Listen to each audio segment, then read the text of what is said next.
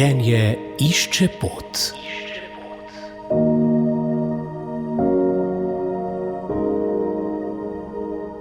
Dober dan.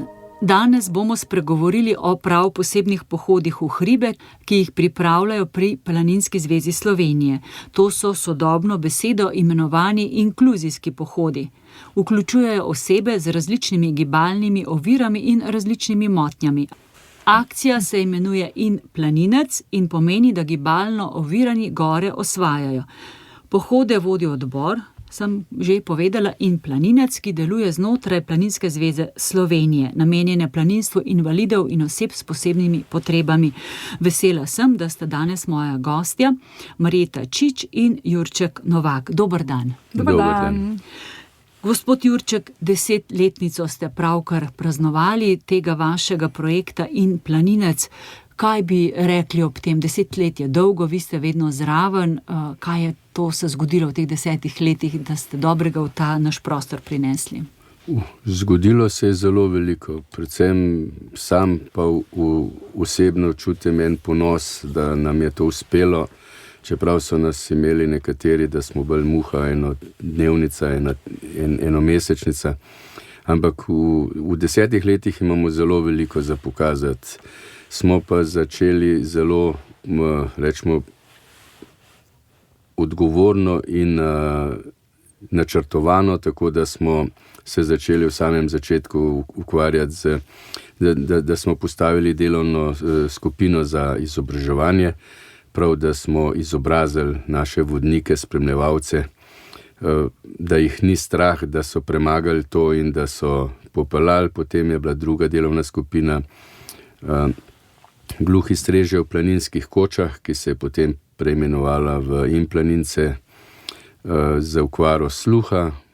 Tretja skupina so bili slepi in slabovidni, ki se imenuje Odločen korak.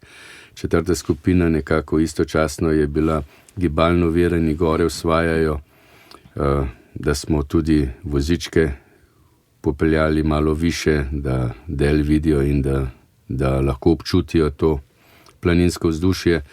Potem smo imeli ves čas tudi z nami nevro različne, to so razne skupine nevro.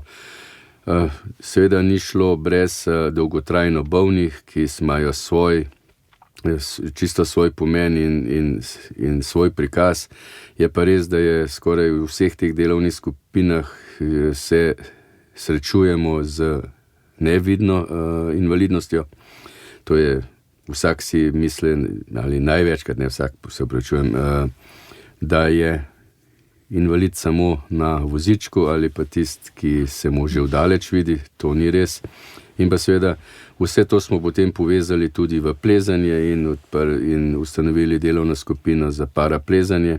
Naši paraplezalci se udeležujejo tudi mednarodnih tekem, svetovnih prvenstev, evropskih prvenstev in občasno tudi zmagamo, smo na stopničkah, ki pa nikakor niso tisti, ki se ne povzpnejo tako visoko, da bi bili kaj zapostavljeni. Torej, vedno smo veseli vsake uvrstitve, kakor tudi sami, da se že uvrstijo na tekmo. Se pravi, v teh 10 letih ste res dosegli veliko, najbrž ste presenetili še sami sebe in da se vam je toliko ljudi pridružilo in vas podprlo.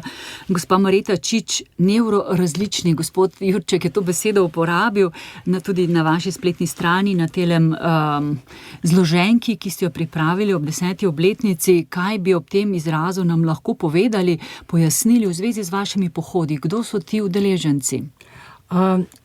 Ko smo začeli bolj sodelovati na tem področju, se pravi z ljudmi z ADHD, z avtizmom in z motnjo v duševnem razvoju, smo se dotaknili tudi izrazov. Seveda izrazi nas lovijo oziroma se z njimi ukvarjamo že od začetka.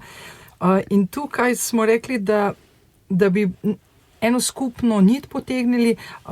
Seveda je angleška različica pripomogla k temu, da se je ta beseda nevrorazlični pojavila pri nas. Tu pa vključujemo tudi tiste, ki imajo seveda težave v duševnem zdravju in pa tudi tiste, ki imajo kakršnekoli rečemo poškodbe možgana ali pa po kapeh, se pravi nekje tam, kjer možgani rabijo več predaha ali pa v drugačnem tempu, na drugačen način delujejo, smo jih probali združiti v to skupino.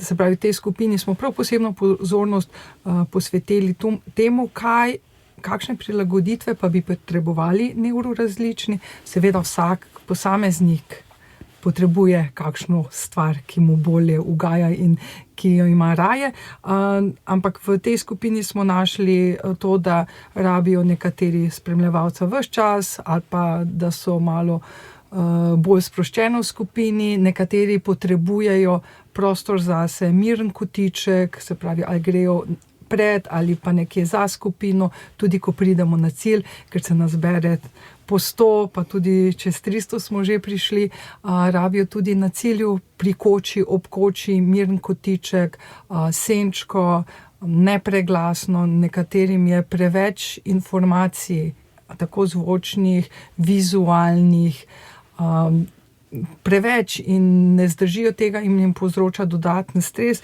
In če vemo in ko vemo, lahko seveda z najmanjšim problemom svetujemo, usmerimo posameznike, da potem lahko z nami uživajo, da so tudi oni del skupine in del narave. To se pravi, nevrorazlični, omenili ste že, kdo pa se še udeležuje teh pohodov, slepi, na vozičkih in kam vse jih peljete, najbrž potem bomo še rekli nekaj več o spremljevalcih, ki jih seveda potrebujete.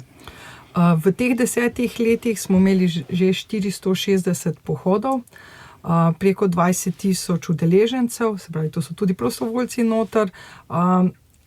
Mi vsakega povabimo, da pride zraven. Invalide, neinvalide, so pa te skupine, ki so večje, recimo slepi, osebe z okvaro sluha, gibalno ovirani, potem dolgotrajno bolni in nevrorazlični. In pri teh je mogoče potrebno res kakšna specifična, posebna stvar, ki jo za njih omogočimo. Se pravi, večina jih rabi spremljevalce, tam, kjer so gibalno ovirani in so na navadnih invalidskih vozičkih, potrebuje tudi do 3 spremljevalce, se pravi zato, da potiskajo voziček. V hrib, kjer je strmejše, kjer pa ni posebne strmine, pa sta zadosti 2, se pravi en prostovoljec drži zadržala od zadaj je za vozičkom, en pa je od spredaj pred vozičkom, pa ne hodi samo kot spremstvo, ampak ima v rokah posebne vlečne vrtvi, mi jim rečemo gurtne, ki se pritrdijo na voziček in seveda pomaga potem premagovati strmino. Nekateri med temi osebami so tudi sami še zmožni in tudi sami poganjajo kolesa vozička. Z vozičkom, kam pa lahko pride nekdo, ki je na vozičku? Kam ste res prišli, da si mi mogoče težko predstavljamo? Osvojili smo že veliko vrhov koč z vozičkom, nekatere so dostopne po asfaltiranih cestah, recimo Boč ali pa koča, Lavričeva koča nad Stično in Gradiščem. Bili smo tudi tam, kjer ni asfalta, to je planina Razor na 1300 metrih, šli smo tudi recimo iz Ruške koče do koče Cojzarica, so take lušne poti. In potem je bila ideja, da bi šli pa tudi tisti, ki so na vozičkih, na sneg. In smo že pred leti se odpravili iz Planice v Tamar, je bila čudovita izkušnja za tiste, so bile solze v očeh pri tistih, ki so bili v vozičkih. In spust z Tamarja je omogočil tudi smučanje, smo imeli pa 3 učitelje smučanja zraven, da so del poti odsmučali in tista hitrost je pomenila zelo veliko. To pa je bila prva izkušnja ali pa tudi ideja, da pa gremo še više. Najprej smo šli v lanskem letu na Breithorn z slepimi, slabovidnimi, nevrorazličnimi in dolgotrajno bolnimi. No, potem pa smo rekli, ja, pa bi mi še osebe na vozičkih peljali na to višino. Ne, nismo šli na Breithorn, to je 4164 metrov visoko, smo pa šli do malega Matterhorna in od te postaje žičnice više do nekje 3900 metrov. To je seveda bil en velik zalogaj. Je bilo potrebno bil spremljevalni tovorni voziček zraven za vso opremo in smo potem lahko osebe na invalidskih vozičkih izkusile, ja, biti med gorami, biti med oblaki, se spustiti z smučmi, seveda so oni bili na invalidskih vozičkih, del poti in je to nekaj, kar se ne da opisati, je res izkušnja, ki ostane in ki odmeva. No, o tem bi lahko po moje posebej eno oddajo naredili.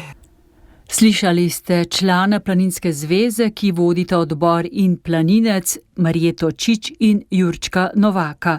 Konec septembra so obeležili 10 let delovanja, v katerem prostovoljno skrbijo, da tudi invalidi, kot so slepi, gluhi ali na vozičkih, lahko osvojijo kakšen gorski vrh in lepo razgledno točko.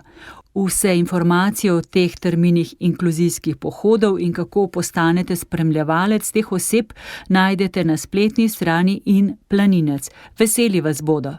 Današnji prispevek sem za vas pripravila sestra Meta Potočnik. Nasvidenje. Življenje išče pot.